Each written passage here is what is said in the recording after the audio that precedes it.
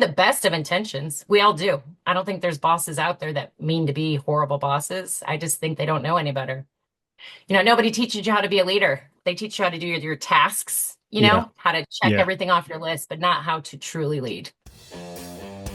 Hello and welcome to Pillars of Wealth Creation, where we talk about creating financial success with a special focus on business and real estate. I'm your host, Todd Dexheimer. Now, let's get to it. Hey, welcome back to the show. I'm your host, Todd Dexheimer. With me, excited to have Holly Golebiowski. Holly, how are you doing today? I'm doing great. How are you today? I'm doing excellent. We're going to call you Holly G from now on because that's too hard of a name for me to continue to pronounce. But we got it. At least I got it kind of close for you. But Holly's the lead facilitator for Leader Skills. She brings over 25 years of business management and leadership experience, having held roles like COO, Vice President of Operations. Holly's journey, which includes successfully overcoming many challenges herself in high stress corporate environments, has shaped her passion for helping future leaders and current leaders thrive. So, Holly, with that said, maybe give our listeners just a bit more about your background and we'll dive in. Sure. Well, my quick story would be that I fell into real estate in college, and property management, because I don't think most people dream of being a manager when they grow up, right? Probably And not. I was very, yeah, for sure. But I really actually enjoyed it and stuck with it once I graduated. And that has led me to a journey I never would have expected. After being in the business for, oh gosh, I want to say I was at about 20 years at that point when I decided to leave the corporate America world. My last role was COO of a medium-sized student housing company that had properties around the country. And just kind of realized, well, I should say my husband made me realize one day, he's like, why are you making money for everyone else? Have you ever thought about starting your own company? Hmm. And it just never occurred to me. I'm not a risk taker. And I started thinking through that a little bit more and also about executive coaching. I had a great coach and it just made me think that's something, a gift I could have to help people with. I love leaving people better than I find them. And so I thought, you know what, I'll go back to school, become an executive coach and start my own real estate company in the meantime, just so that I have a, case study to show I can build my own company successfully when I become a true successful coach. So those things kind of hung around together and have existed. And in really kind of a serendipitous moment, I got very involved with Leader Skills, which is a leadership training program, was created by the coach I worked with, Nan O'Connor, who's pretty amazing. And so I'm kind of in the middle of all those three worlds now and really enjoying it. Love it. So what is that's a lot that you've got Yeah. going on. Yeah. So I what like to is be busy. yeah, right? It keeps you busy, but it also is hard to juggle different things that you're doing. And a lot of entrepreneurs, a lot of leaders are trying to juggle a lot of different things. What's your advice for being able to properly juggle, these three different things you've got going on and being successful at them at the same time without, because it's easy to juggle three, but you're dropping balls a lot of times. Well, how do you do Absolutely. all three and be successful? That is a very good question. First of all, I think you have to pick priorities, right? My initial plan when I left corporate America was to really focus on the executive coaching. And I have learned since then that that's something that will just come with time. So I am not actively building that business the way I initially thought. So that's more of a byproduct. And that pretty much is something that hangs in the background a little bit more than the other two. Um, so that's the first thing. The second is really scheduling, scheduling everything. I live by my calendar, but it's not just about work. It's about quality of life too, right? Which is the whole reason I left that world. And Mhm. I make a point of ensuring I have my time, my personal time. I've shut down Sundays where I don't even answer my phones. I don't look at my emails. That is just my day. Even my family knows you can't get Holly on a Sunday. So that allows me to have mental health. But also, I really prioritize what's more important. My real estate company, I have some great employees that I can really lean on and that do things behind the scenes to where I can focus on the client relationships and the resident relationships. And then with the leader skills, we have several facilitators as well as the owner involved who really handle a lot of the bigger deal things. So I'm doing things a little bit more like talking on podcast and getting the awareness out there for that. So it's really being, I would say, purposeful about what I'm doing and not trying to win everything all at once. Yeah. Yeah. That's good.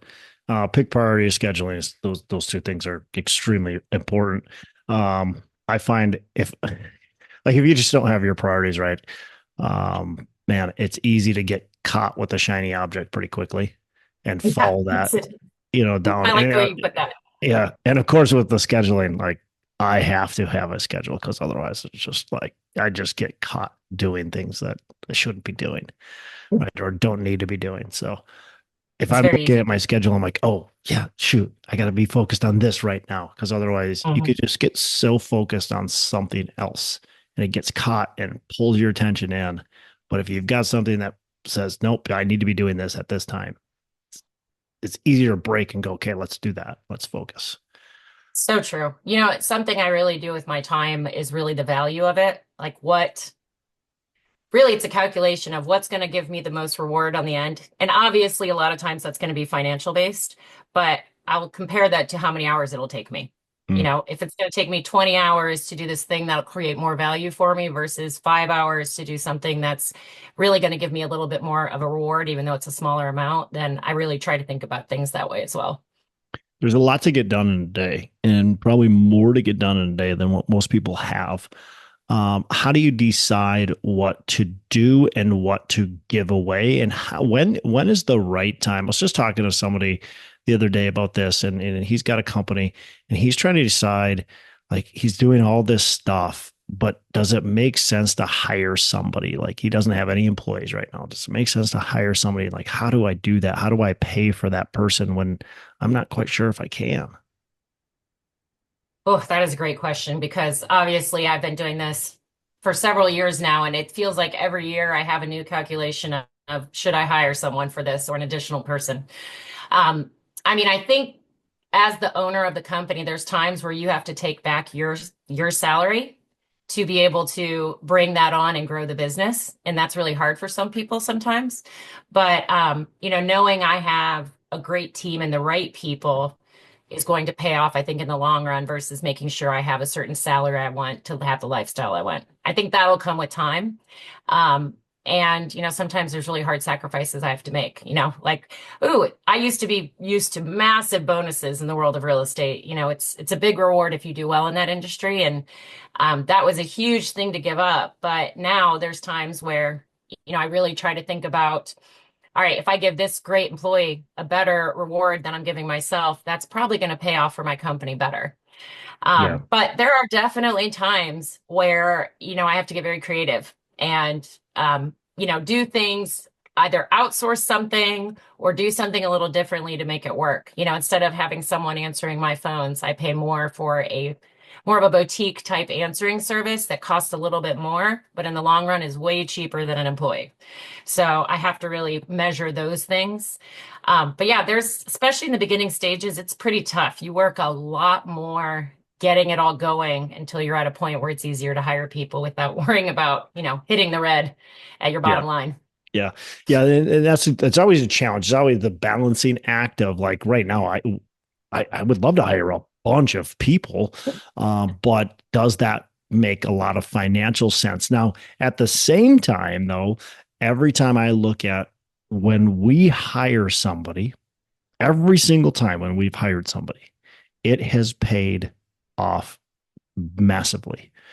Not, we can hire that person, and I'm afraid because, oh man, that's going to cost us 50 or 60,000 or whatever it's going to cost us, or 100,000. That's going to cost a lot of money, right? But every single time it has worked out to where I hire that person for $50,000, we end up making $100,000 Mhm. just because of that hire. And so it works out. It's worked out for us every time. Now, I'm not saying just go out and just hire a bunch of people, Yeah. but Yes. I think that a lot of times we wait until it's so far overdue and we're afraid, we're gripped by this fear of if I hire them, I got to pay them and it's $50,000 a year or $70,000 a year. And you're thinking about it as a yearly thing, by the way, versus, well, no, it's, you're just paying them on a weekly or bi-weekly basis. Right. So it's, Yeah, yeah, that's very true. so, That does um, make something else I think that plays into that is, it's not always measurable in a financial way, right? yeah. Like the happiness of residents and owners, my Mm, investors, and then my coaching clients, all those different people. And there's an intangible piece there where it really pays off to have great customer service and really deliver what you promise you're going to deliver on. yeah. Well, and that might not be tangible monetarily that day or that Yeah, week or that month, but over the long run, that monetarily will be tangible because you're providing better service. You're doing things the right way. You will get rewarded for that in the end. It's just how it is, right? absolutely. It may not Absolutely. it may not happen right away, but over the long run, that's going to pay dividends. Let's talk about I was as I was reading through your full bio, I thought this was an interesting thing that I wrote down here. You were concerned about being fired. You like just thought, man, I'm getting fired here. Why were you concerned about that, and what changed? That's a great question. That was a pivotal moment in my career, which has led me to where I am now, obviously. But it was, I've always been, if you're familiar with the disc, I'm a high D, so I like Yeah. to win. And again, not good or bad. It's just that's my who I am, my DNA, and my entire life from salutatorian, still angry about that non-valedictorian part, but it started there and it went through my life. And so I was always doing well, always at the top of the group. And in real estate, especially with leasing, sometimes it's your market, it's not your numbers, and you may be working really hard, but it doesn't show on, delinquency or leasing percentage, all those different things that come into play. So when I made that jump from on-site manager to regional manager, so the, home office, I'm not Yep. touching my employees anymore. I'm managing them virtually more. Yep. It was just it was the hardest time I have ever had in my career. And I Hmm. kept hearing from my boss at the time, well, there's something there, dig in, or your numbers aren't right. And I'm like, I don't, what does that mean? Yeah. Like, Yeah. and I was getting all the symptoms, but not getting any help with the solution. So I recognized it was getting bad. As someone I really thought highly of kind of alluded to, this isn't going well. And when someone you respect gives you that message that's not your boss, I definitely pretty much freaked out. And I went to my boss again, talked to her, got the same situation. So one of my friends had an executive coach, and I didn't know exactly what that was or what that was about.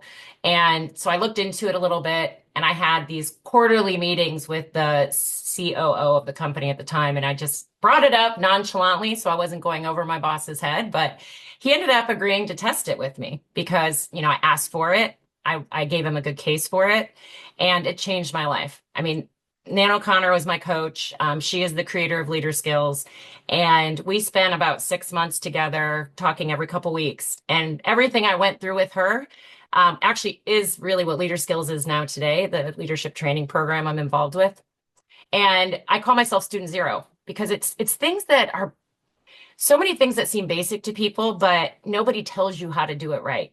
Time management, how to prioritize your time, how to handle conflict, how to have that conversation, holding yourself accountable, your team accountable, like things that had never been laid out in such a simplistic way to me before. And I'm telling you what, within 6 months of working with her, it wasn't even quite that long. I went through this transformation to where even the COO of that company referred to it as the transformation of Holly. Because it Hmm. was overnight, it felt like to them, I completely changed. I used to be a bull in a china shop, and now I'm more thoughtful and purposeful about what I'm doing. I wasn't as aggressive. It changed just my approach in a lot of ways. So I would say that was definitely took a lot of self-awareness to look yourself in the mirror and recognize, oh, I'm the problem in a lot of ways.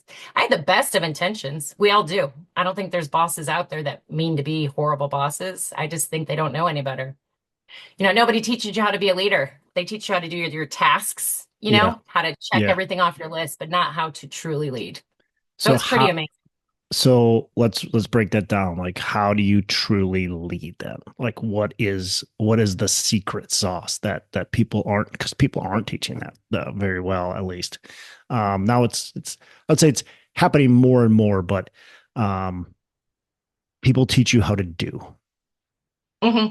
Yes, that's a great way to put it. Yeah. I would tell you that first of all, no matter how big or small your company is, recognize that just because someone is successful in putting up good numbers doesn't actually mean they're a good leader. It may work for them in that group they're with, or maybe it's a certain market or situation they're in, or maybe they got handed the golden egg to sell, and who can't do that? So first, accepting that is big because a lot of times people will look at them as how to emulate a good leader. And that Mm, is not what you should do because that's not no. always the case. I mean, how Yeah. many successful people do you see eventually bomb or they drink their own Kool-Aid and become worse leaders in the long run? Yeah. Because my list of what not to do again is way longer than my list of what I'm going to do again. But that's how I've learned and become, who I am today. And I feel a lot better about my skin today than I did 10 years ago. So I would say that's the first thing. And then for a company looking to do better, I would say, you really do need to look outside. Or if you have someone who's really spent a lot of time and really become a student to leading in a way that you're really comfortable, maybe they could step up. But there's very few people in companies that have been taught how to do it the right way and know how to do it. So it's kind of not a great answer, probably. That doesn't give you the secret sauce, but I think acknowledging that you may have to go outside your company for help is a big thing to recognize. Mentioned a lot of the mistakes that what are some of those big mistakes that you see people that are trying to lead make? Oh, so accountability, you know, it shouldn't be a punitive process. I mean, so often in all of our relationships, personal, work, it doesn't matter. We often get upset about something or something wasn't done right, and we get angry or we react to it in a way that it becomes punitive. Like, a child does something wrong, you make them stand in the corner. I don't know that that's a thing anymore, but but when I was a kid, that was. If someone doesn't meet a deadline, you talk to them about it. If they miss it again, you write them up. Well, that's not really helping them, right? You Yeah. really should figure out what is going on. Why aren't they meeting these things? Yep. It should be a learning process. And I see so often people treat it more punitive, and that just isn't helpful for anybody. And it's not going to get you the results you want. Yeah. Allowing and people make mistakes all the time, and I think that's it's a challenge for us to allow people to make mistakes and then to learn from them, like use that as a learning tool because a lot of times, well, sometimes that mistake is kind of a big mistake. You're irritated, you're mad at them, and the quickest, easiest response is the punitive, right? The Yeah, you're yes, fired, absolutely. or the like, this is your warning, overriding you up type of thing. The harder thing is to say, okay, what did we learn from this? Like, yeah, this Hmm. happened, but what did we learn? How can we get better? How can we improve? Let's walk through this, right? That's a really big challenge, I think, as a leader, but it's the best way to provide better leadership, certainly. Um, Absolutely. And it yeah. takes time, right? That's the hardest part Yeah. Well, it about does it. take time. Yeah. It's easier It, just to it say, It really is. It is for so many people. And I mean, so many leaders and, managers just don't have time to stop and do that because it yeah. does. It takes more time to sit down and have that conversation and not just have it, but create actionable items out of it. Like Mm, what are we going to do? We now have talked about what's wrong, but now we have to put it into practice and come up with solutions and deadlines. And it's just a lot of work. So it takes a lot of self-discipline, I think, to do it. talk about handling conflict. You mentioned that earlier. What are some good ways to handle conflict as a leader? Well, we teach in leader skills the nonviolent communication method. There's a great book out there about it, and it really is. Again, this was part of my transformation. Just learning that process was huge. It takes all of the emotion out of it and makes it feel more like a task you're doing versus something very emotionally volatile. So I would recommend, if someone wants to look up that book about nonviolent communication, I think it's on Amazon, and I apologize, the author's escaping me at the moment. But it pretty much gives you steps on how to handle any issue. And I think a big key with conflict is if you're ever upset, angry, if you're feeling some kind of emotion, usually that's a sign that you need to stop, step back, and say, wait, what's really going on here? Why am I feeling this? Yeah. And take a hot minute to just kind of write it down almost. I mean, just be more purposeful about, okay, what is this? And I need to solve something, or I need to have a conversation with somebody, and not an email. For the love of God, not an email. It's important to have those actual person to person conversations. What when you're upset like that, talk me through it. Like I'm pissed. Like you did something that really made me Mhm. mad. Um, where should I go from there? Well, first of all, what are you mad about? So let's say I'm late to meetings all the time, and Yeah, you're like, perfect. oh my God, Holly keeps wasting my time. This is so frustrating. So first of all, it's figuring out what the actual issue is. And then it is the whole process would be then actually coming to me and saying, hey, Holly, you have been late to these meetings and you have to think about how it makes you feel. And again, these are the steps from that book. This is not me creating this on my own. And then it's, okay, how does that make me feel? So I'm angry, I'm mad, it makes me feel invalidated, unimportant, all the things that it may make you feel. And then you share that with that person and then say, so can you do this thing? You ask them for a commitment. And then you get their answer as to yes or no. So, you'd be like, Holly, you keep coming late. You're making me feel this way. I need you to do X, Y, Z. And can you do that? And I give you the commitment. Now, what I love about it is the burden's off your back. You've done what you need to. You've had the conversation. It was completely emotion free, except where you shared how it made you feel. And then, it's up to me now to meet that goal that you set for me. And if I don't, now you don't have to feel bad about going over my head because Yep. it's my problem, not your problem. But Yeah, usually that's people good. have no idea how they have affected another person. We're all just going so fast in this world that, I mean, I can think of times where people have actually yelled at me at work and I was like, oh my gosh, it didn't even occur to me to think about Yeah. how that affected them. So when someone comes to you just very unemotional with a direct sentence about something I've done and then how it makes them feel, that is very powerful to make the other person realize, oh man, that was not my intent. I am very sorry. And now I will fix it. Because, let's face it, most of us don't read between the lines. When someone's trying to hint at something you've done or that annoys them, it's going to go over most people's heads. So until you do that, it won't work. Yeah, that's a great point right there. Most Mhm. of us, most of us are just assuming that person knows what they're doing wrong, right? We Right? just we just Which is assume it. not the Like, case. yeah, oh, it really irritates me how so and so does, this. I just hate it when they talk over me or something like that. They Mhm. don't have any clue. They think they're adding to the conversation. They think they might even think that's a skill of theirs is to, oh, well, I'm really good Absolutely. at interjecting, right? I'm really Hmm. no, this is annoying and you're causing a major disruption. But they don't realize it. So, yeah, Oh, unless you actually explain to somebody what the problem is and have that conversation with them and then get a commitment from them, they don't know what's it's going on.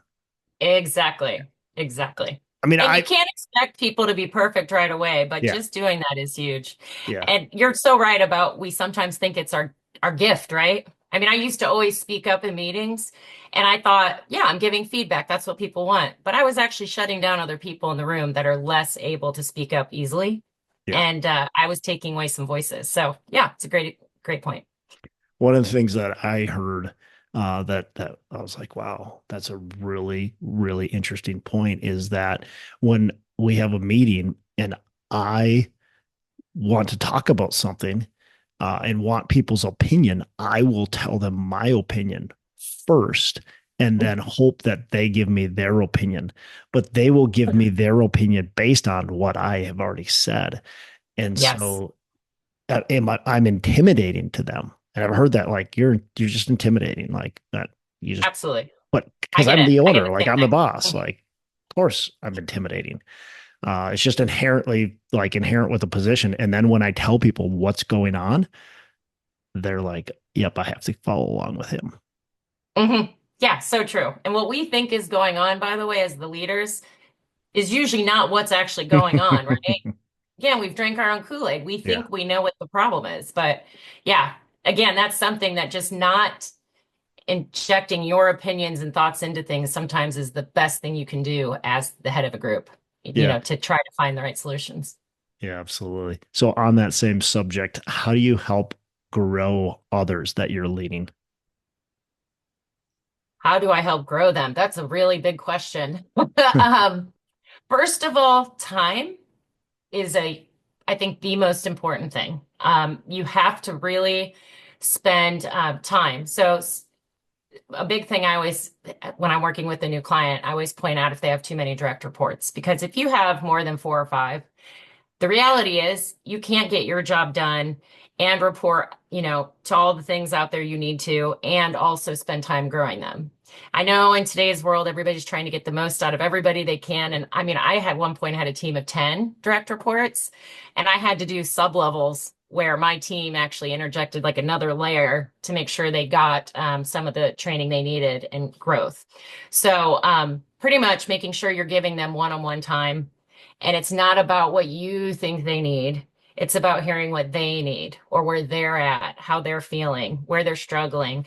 Mm, Really giving them a safe space is critical. So yeah, often we love want that. to think we know what they need to grow, or we think we know what their problem is, or we think they love us so much they're always being honest with us. And let's face it, most of the time they're not, right? So being very intentional about, setting up one-on-ones, setting up those at a time that you always meet. You can't reschedule them, because the minute you do a one-on-one and it's on your calendar every 2 weeks, if you have to reschedule it or delay it, that's saying to them, you don't matter to me, or you're Yep. less important. So I would say, yeah, and short, the most important thing first is time, and purposeful time and dedicated time, and make it about them, not about what you think they need. Yeah. Love that. Love that. Holly, you like the disc assessment and you like it to assess um for leading, for sales success. Talk to me about why you think that's a good and valuable tool. Oh, yeah, I could go on and on about the disc, for the record. I mean, again, it was part of that transformation for me, because I think, not only important to help you understand others around you, but it is a great look in the mirror for yourself. And through coaching, all the leader skills, every person takes it before they go through leader skills.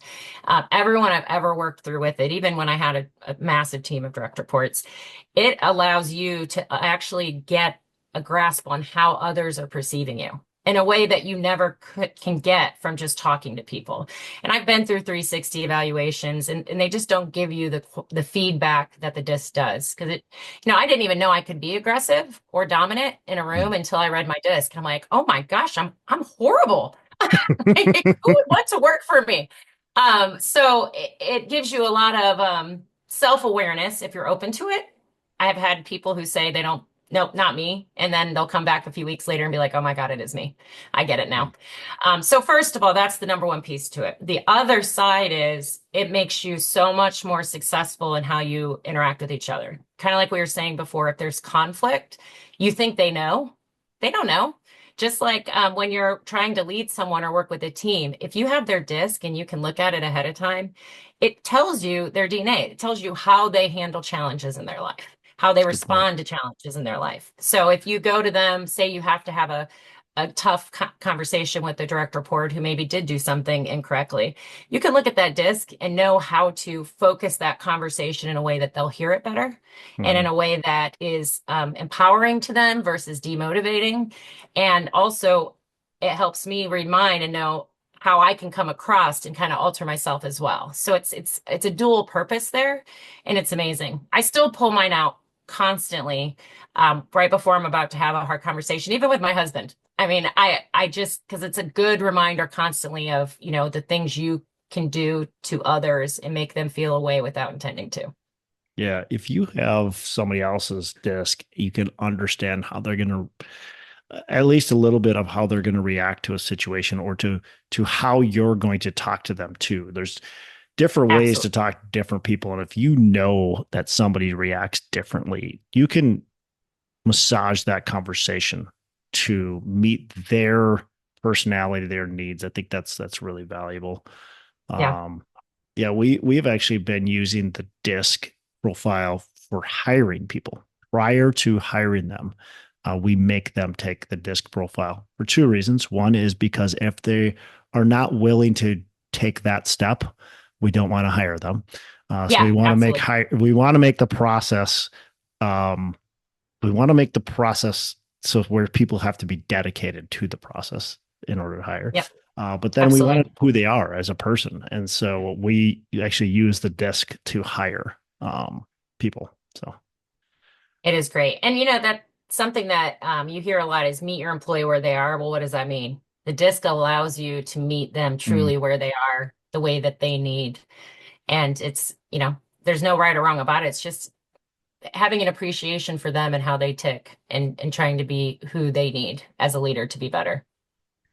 Holly, you're a driven person. You got a lot going on. Most entrepreneurs, most people listening to this podcast are the same. We are driven. We want to achieve a lot. How do you balance that work life? How do you do work life balance when you are a driven, motivated leader, entrepreneur, aggressive, want to be successful, want to win? How do you balance that with family life, with personal life? Yeah, absolutely. I don't think anybody ever gets it right. Yeah, It's always a work in progress. Um, but I think seasonal considerations matter. I don't think anyone can have a set way it works year round because any business you're in has different things going on throughout the year. So part of it is, my family and I, they know when I'm going to have crazier times and when I'm not. They know yeah, if there's something that we're going to schedule or a vacation we're going to take or a time we're going to get together that, for example, when I was in student housing, August, just don't talk to me because I'm not going to exist. That was yep, like the busiest time of the year for us.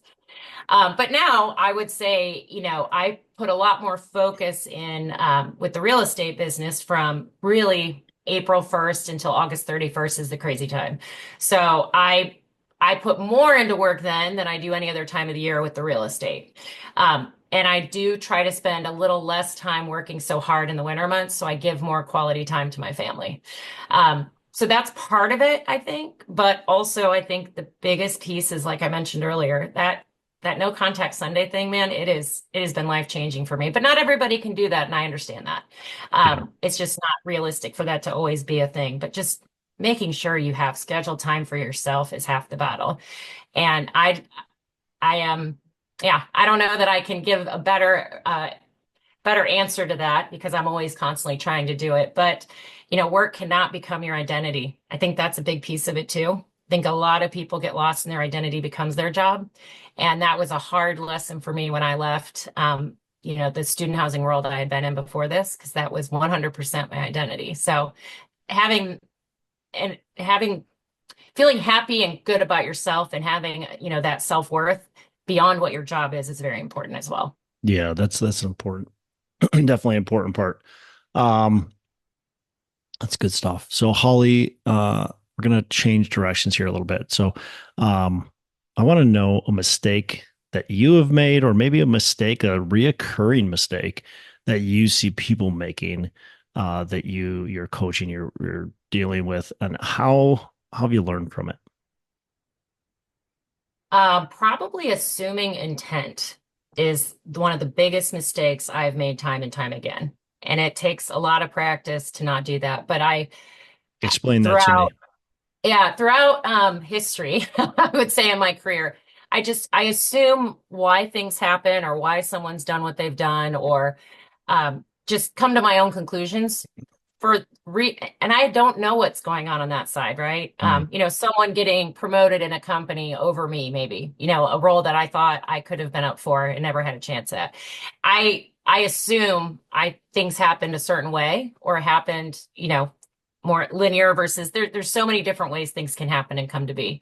Or if someone does something that directly impacts me and makes my job harder or my life harder, I just assume, they don't care about me or they're, whatever, doing their own thing over there, and it gets frustrating. So Yeah. I think so often we want to jump to conclusions about things, but we really need to get curious. Yeah. I'll very much get way more curious in our life, and it's not something I'm perfect at for sure. Probably far from it actually, but really taking a step back anytime something happens and stop making my own assumptions about why they've played out the way they have.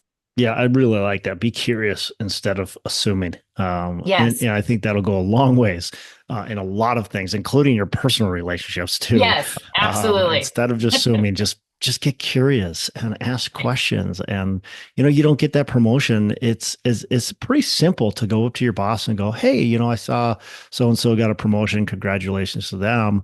Just curious why you picked them and what you didn't see in me." Yeah. Yeah. Right? It is That's amazing, isn't it? How simple it can be. That's a pretty simple, yeah, it's a pretty simple conversation, and you'll learn some good Mhm. stuff about why you didn't get picked and why they did get picked, why they did get Yeah. picked. So, And you and learn a lot by the about what you way, need. sorry, what Sorry. was that? I have to say, you learn a lot about how you can change too Yeah, when you actually have those conversations yeah, and get curious. And it's not about us. Everyone thinks the world revolves around them, right? So when you assume why something happened or why someone yeah, did something, it's obviously all about me. So when you stop doing that, it does also help give you a different, viewpoint of things. yeah. Love that. Holly, what is a favorite book that you can recommend to our listeners? I would say the one that I love the most that always sticks with me is Leadership and Self-Deception.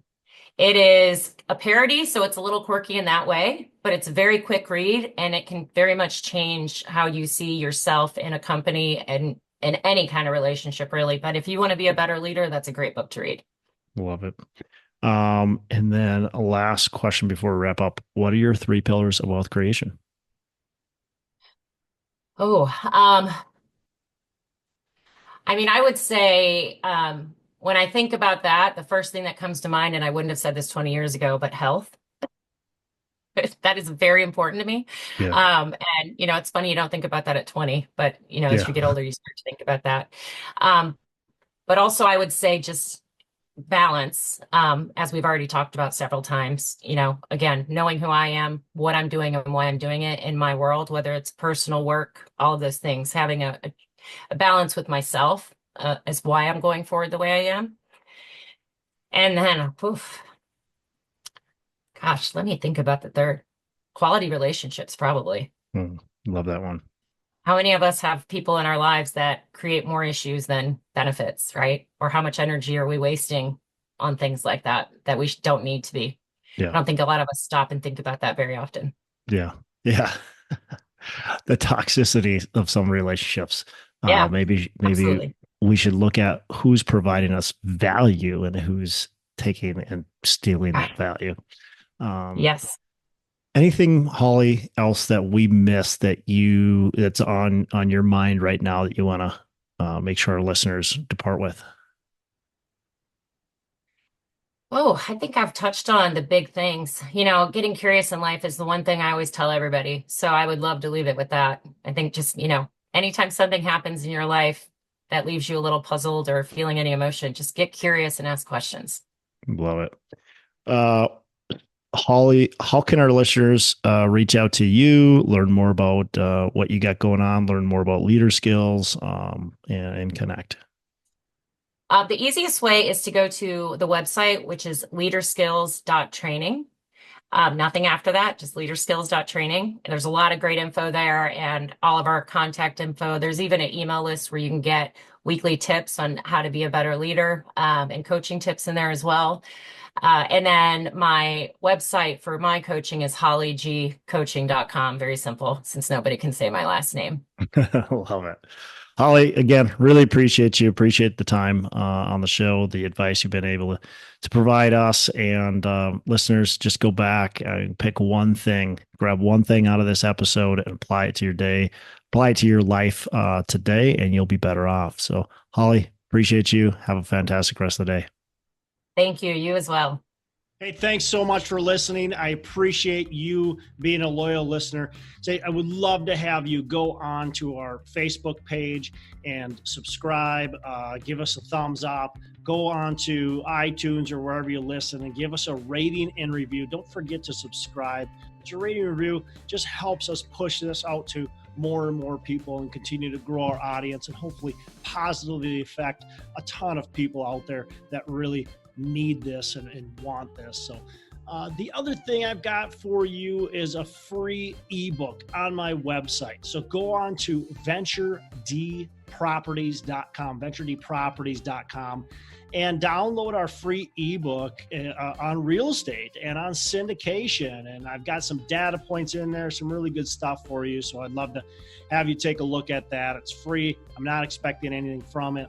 And also, look, if you want some help in multifamily, want some help learning, growing, getting your business off the ground, I would love to talk to you about what it would look like to work with me potentially and see if that's a good fit. So you can go to coachwithdex.com and check that out, and we can definitely have a call. Thanks a lot for listening. You make it a fantastic rest of the day. I'll catch you on the next episode.